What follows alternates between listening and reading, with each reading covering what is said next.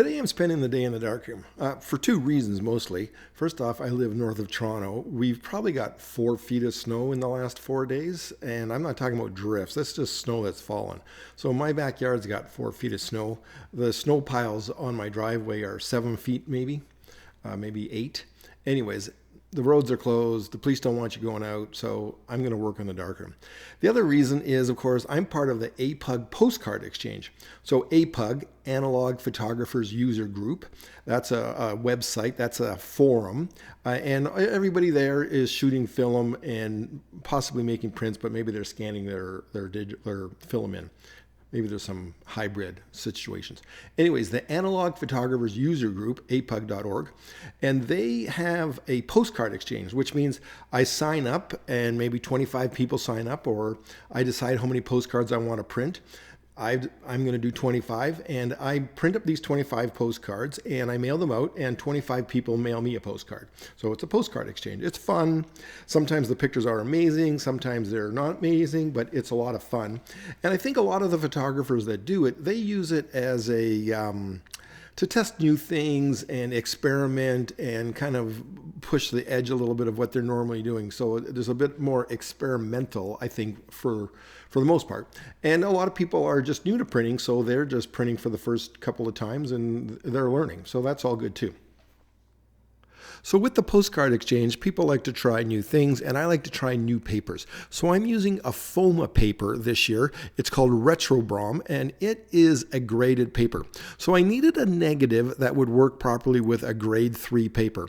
And I've got a couple of sheets of the Retrobrom in semi-matte, which is called a 152. That's the Foma 152.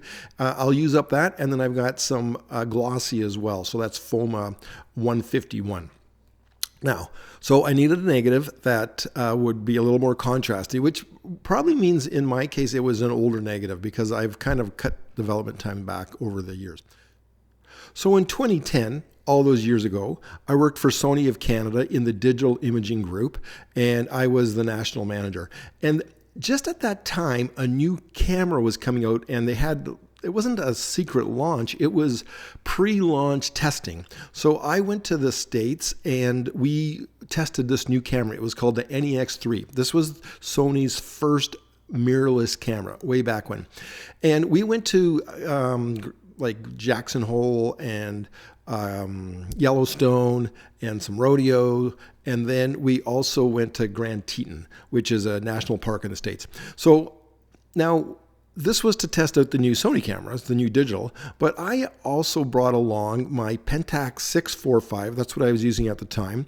And when no one was looking, no one was around, I would take some pictures with this old Pentax on film. So the shot that I'm printing is actually done with the Pentax 645. Now that camera kind of puts on what your exposure and that is on the rebate of the film. So I know it was the Pentax 645. It was a 200mm lens. I shot it at half a second at f4. It was an f4 lens. And I was using Delta100 film. Now, I can't remember exactly what developer I was using, but it was probably Ilford ID11 because that's what I used at the time. So I'm in Grand Teton and I'm photographing the sunrise at Grand Teton. The reason I picked this negative is it's a little contrastier. I've printed it before and it's a little contrasty, so I thought it would be perfect for this grade 3.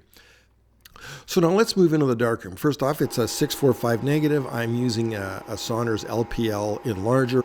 I'm printing 2 5x8s on a sheet of 8x10 paper. So I'm going to print one side, flip it over, print the other side. And again, I'm starting off with this Foma paper. So, you know, we're in the enlarger. I'm making my exposures. My exposures were about 10 seconds, or they were 10 seconds. And then I would just burn and dodge a little bit on the top. And I'll talk about that more in a second. But anyways, a 10-second exposure. And then I'm over into the trays. Now, I'm using Ilford Multigrade Liquid Developer. And with this paper, I'm giving it 3 minutes in the developer. So I'm in the developer for 3 minutes, and then I'm moving into the stop, and then into the fixer. Now, I use tongs. Some people put their hands in the chemistry. I did for years, but I don't anymore. I use tongs, and I use the Costner tongs. These are the best tongs I've ever used. I've got maybe 6 of them. And I use one per chemical. I never mix them. I never use the developer one in the stop bath. I never use the fixer one in the developer. I keep them straight. They have numbers on them. And I'm using these Costner tongs. If you're looking for a tong, these are the best tongs. They don't exist new. You'd have to buy them off eBay. But they'd be out there. They're not inexpensive, but they're the best. So the Costner tongs. Now the other thing, so I've mixed up 8x10 trays, and I'm using 2 liters of the chemistry, and I try to agitate it continuously. So I'm agitating continuously when I'm in the developer, and then a little bit of agitation when I'm in the stop bath, and a little bit of agitation when I'm in the fix, and then I'm into the wash. Now the first paper that I used was the Foma semi-gloss. Again, it's a fiber-based paper, graded. Semi-gloss. I only had 4 sheets, so I made some bad exposures. I'm not used to this paper, and I got the borders messed up, so I had to straighten all that out. So I only got a couple of good postcards with the semi-gloss. Then once that ran out, I switched to the Foma Glossy. As I mentioned, it's a graded paper, fiber base. It's called 151. It's a nice paper. It's a little bit warm, which is interesting, but anyways. And even though I was developing it for 3 minutes, I still felt it was a little bit flat. I could have used a bit more contrast, but you can't control the contrast because it's a graded paper. Anyways, this is the Foma 151 fiber base graded glossy paper. It's a nice paper, has a great feel to it. I made a few prints, and then I kind of ran out of that paper as well. So I'm using up some old papers, and then I still needed more postcards because I needed 25, and I switched to my go-to paper, which is Ilford Multigrade Fiberbase Glossy.